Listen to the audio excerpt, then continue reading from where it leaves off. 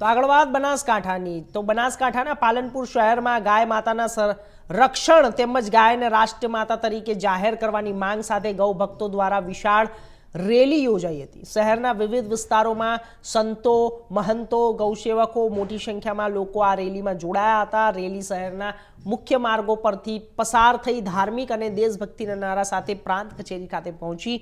Rally દરમિયાન ગાય માતાના સંરક્ષણ માટે કડક કાયદા બનાવવાની તેમજ ગૌ હત્યાને સંપૂર્ણપણે બંધ કરવાની માંગ ઉઠાવવામાં આવી।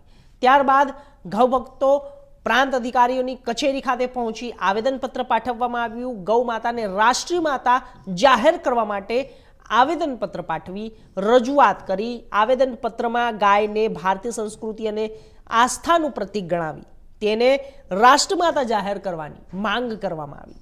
સમગ્ર કાર્યક્રમ દરમિયાન પોલીસ બંદોબસ્ત પણ ગોઠવવામાં આવ્યો। શાંતિપૂર્ણ માહોલમાં રેલી પણ થઈ હતી।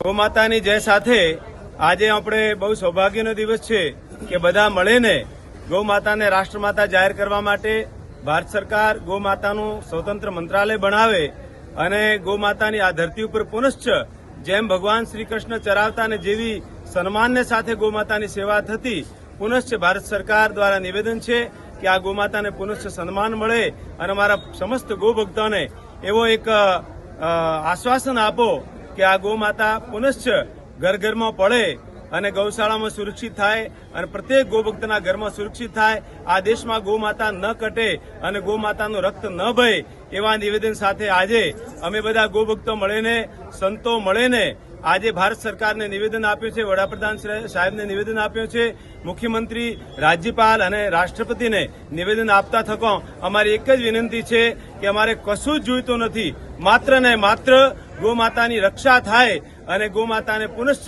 જે દરજ્જો ભગવાન શ્રી કૃષ્ણ આપતા હતા એ જ દરજ્જો મળવો જોઈએ।